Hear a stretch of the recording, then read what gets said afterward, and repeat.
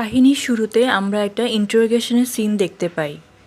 Psychiatrist যার নাম মায়া আর আসামি যার নাম মৌসুমি তার থেকে সত্য বের করার চেষ্টা করছে। তার দোষ স্বীকার করার জন্য বলছে যে তুমি তোমার ফ্রেন্ড প্রকৃতিকে মেরেছো। ওই দিন রাতে তোমরা দুজনেই শুধু ওই রুমে ছিলে। মৌসুমি বলছে যে আমি ওকে মারিনি। এরপর মৌসুমি বলছে যে আমার পিছনে কেউ দাঁড়িয়ে আছে। তুমি আরও বলছে ও একটা প্রেতাত্মা, আমাকে ও মারতে চাইছে। বাইরে থেকে পুলিশ অফিসার দেখে সবাইকে বলছে ওই মেয়ে মিথ্যা কথা বলছে, প্রেতাত্মা এখানে নেই। ওইদিকে মায়া ওই মৌসুমিকে বলছে তুমি স্বীকার করে নাও, তুমিই খুন করেছো।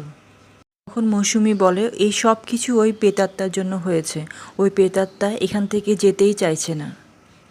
কাহিনী 1 বছর পিছনে চলে যায়, যেখানে আমরা দেখতে পাই মৌসুমি শুয়ে আছে। এরপর হঠাৎ ফোন বেজে উঠলে মৌসুমি উঠে ফোন রিসিভ করে, আর সে শোনে যে তার মরে যাওয়া বোন তাকে ফোন করেছে। তার বোনের কণ্ঠ শুনে সে অনেক ভয় পেয়ে যায়। মৌসুমি তখন ভাবছে কেউ হয়তো মজা করার জন্য এসব করছে। তখন সে ফোনের মধ্যে বলে যে আমি মাত্রই আমার বোনের ফিউরাল থেকে এসছি, কেউ যদি মজা করে থাকো তো এসব বন্ধ করো। পর ওর বোন স্নেহা বলে এসব ফালতু কথা বন্ধ করো, তোমার জন্যই আমার মৃত্যু হয়েছে। তখন মৌসুমি বলে যে তুমি কে, তুমি ওর ফোন কোত্থেকে পেলে। থেকে ওর বোন বলে তুমি কি ওর সাথে দেখা করতে চাইছো, তুমি খুব ভালো করেই জানো আমার যখন লুকাতে হয় তখন আমি কোথায় লুকাই। এটাই বলে তখন সে ফোনটা কেটে দেয়। এরপর মৌসুমি বিছনার নিচে ওকে খুঁজতে যায়। তখন আমরা দেখতে পাই ওর পিছনে একটা আত্মা দাঁড়িয়ে আছে। এরপর আমরা দেখতে পাই যে ঘরে রেডিও নিজে নিজে বাজতে শুরু করে, যেখান থেকে ওর বোনের আওয়াজ আসতে শুরু করে। মৌসুমি ওর বোনের আওয়াজ শুনে অনেক ভয় পেয়ে যায়, তারপর নিজে নিজে ওর আওয়াজ বন্ধ হয়ে যায়। হঠাৎ একটা আত্মা এসে ওকে ভয় পাইয়ে দেয়। এরপর আমরা দেখতে পাই 1 বছর পরের সিন, যেখানে মৌসুমি আর প্রকৃতি একটা মুম্বাইতে একটা নতুন ফ্ল্যাট রেন্টে নেয়। থেকে নতুন ফ্ল্যাটটা অনেক ভালো লাগে, যেখানে মৌসুমি ফ্রেন্ড অমিতের ব্যাপারে ডিসকাস করে, যাকে ও মৌসুমি পছন্দ করে।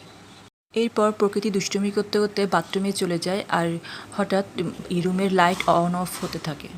রুমের সামনে একটা দরজা খুলে যায়, আর মৌসুমি নিজে নিজেই ওই রুমের দিকে যেতে থাকে।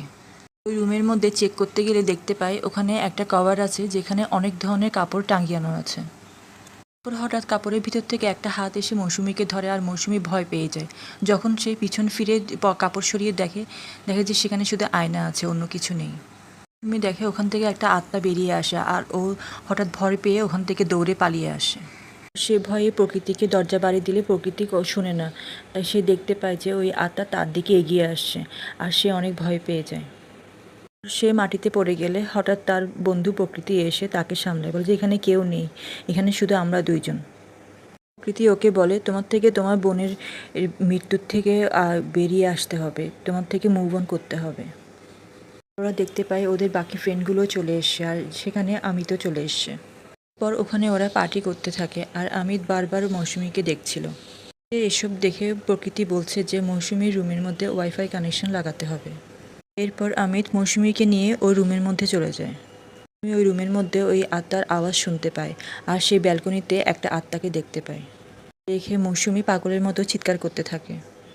অমিত সবার কাছে সাহায্যের জন্য গেলে তখন প্রকৃতি এসে দেখে যে মৌসুমি ব্যালকনির কাছে দাঁড়িয়ে আছে। প্রকৃতি ওর কাছে গেলে হঠাৎ করে মৌসুমি বলে ওঠে তোমরা সবাই মরে যাবে। এরপর মৌসুমি বেহুঁশ হয়ে যায়। মৌসুমির জ্ঞান ফিরে প্রকৃতি ওকে জিজ্ঞেস করে তোমার শরীর এখন কেমন লাগছে। তারপর মৌসুমি বলে ব্যালকনির সামনে কেউ তো ছিল, আমি তাকে দেখেছি। প্রকৃতি বলে বাইরে কেউ ছিল না, তোমার থেকে তোমার বোনের মৃত্যু থেকে বেরিয়ে আসতে হবে, সবাই তোমাকে সাহায্য করবে। এরপর দুজনে শুয়ে পড়ে। সিন প্রেজেন্টে ইন্টারোগেশনে চলে আসে, যেখানে মায়া মৌসুমিকে বলে এই মার্ডার তুমি করেছো। মৌসুমি বলে যে আমি করিনি। তখনই বাইরে বসে হাওলাদার পুলিশকে বলছে যে ও হয়তো সত্যি কথা বলছে, এই আত্মা বড়ই খারাপ মনে হচ্ছে, দুর্বল মানুষের উপরই কবজা করে। এরপর মায়া ওই দিন আর কি হয়েছিল সেগুলো জিজ্ঞেস করে। সকালে ঘুম থেকে উঠে মৌসুমি দেখে যে প্রকৃতি তার পাশে নেই। তখন সে বেরিয়ে যখন বাইরে যায় তখন দেখে যে প্রকৃতি ব্যালকনিতে দাঁড়িয়ে আছে। মৌসুমি প্রকৃতিকে জিজ্ঞেস করে তোমার কি হয়েছে।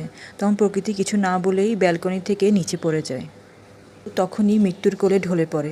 মৌসুমী তো হঠাৎ করে কিছুই বুঝতে পারে না কী হলো। তখন সে নিচে এসে দেখে যে ওর বন্ধু মারা গেছে। ও তখন চিৎকার করে ওর বন্ধুকে ডাকতে থাকে। আমরা দেখতে পাই যে হঠাৎ একটি আত্মা এসে ওর হাত ধরে থাকে। মৌসুমী তখন চিৎকার করতে থাকে। এরপর আমরা আবার ইন্টারোগেশনের সিনে চলে আসি। তখন মায়া একটা ছবি দেখায়। তখন মৌসুমী ওই ছবি দেখে বলে, এই মেয়েটা ওখানেই ছিল যখন প্রকৃতি মারা যাচ্ছিল। বলছে যে এই মেয়েটাই প্রকৃতিকে মেরেছে। তখন মায়া বলছে যে এই মেয়েটা ওই ফ্ল্যাটে ছিল, কিন্তু 1 বছর আগে সে মারা গেছে। শুনে হাওলাদার পুলিশকে জানায় যে পজেশন 5 রকমের হয়। প্রথমে সে দুর্বল মানুষের উপর হামলা করে। যদি ওই আত্মা ওকে ডাকলে পিছন দিকে ফিরে তাকায়, তখন ওই আত্মা ওর উপর ভর করে। দ্বিতীয় স্টেজে ওই আত্মা ওর সামনে আসা শুরু করে। কিছু মৌসুমীর সাথে হয়েছে। যখন ও ফ্ল্যাটে এসেছিল তখন ওই আত্মা ওকে দেখা দিচ্ছিল। থার্ড স্টেজে যখন ওই আত্মা ওই মানুষটাকে একবার স্পর্শ করে তখন ওর উপর ভারী হয়ে যায়, ওকে বশে নিয়ে আসে। সব কিছুই মৌসুমীর সাথে হয়েছে। আর ফোর্থ স্টেজে যখন অন্য কারো সাহায্য চায়, তখন যার কাছে সাহায্য চায় তাকেই মেরে ফেলে। কারণে ওই আত্মা প্রকৃতিকে মেরে ফেলেছে, কারণ প্রকৃতি বলেছিল যে যাই কিছু হোক না কেন আমি তোমাকে সাহায্য করব। আত্মা প্রকৃতিকে মেরে ফেলেছে। আর তখনই আমরা দেখতে পাই যে এই ইন্টারোগেশনে লাইট একবার অন অফ হচ্ছে। মায়া চিৎকার করতে থাকে আর বলছে যে লাইটের কি হয়েছে, এখনই গিয়ে চেক করো। সব দেখে হাওলাদার বলে 5th স্টেজ আসতে শুরু করেছে।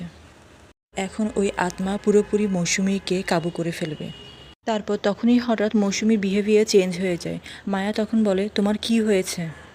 আমরা দেখতে পাই যে মৌসুমী ওই আত্মাকে দেখতে পাচ্ছিল, আর আত্মাকে দেখে সে এক কোণায় দাঁড়িয়েছিল। তখন মায়া ওকে বলে যে এখানে কেউ নেই, তুমি ওখানে দাঁড়িয়ে আছো কেন? এরপর মৌসুমী যখন মায়ার দিকে ঘুরে তাকায় তখন এক ভয়ানক দৃষ্টিতে ওর দিকে তাকিয়ে থাকে।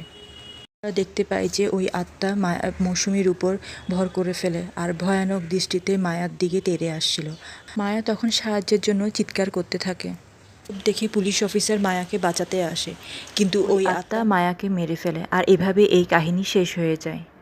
এক্সপ্লেনেশন যদি ভালো লাগে প্লিজ লাইক করে চ্যানেলটিকে সাবস্ক্রাইব করুন। Thank you.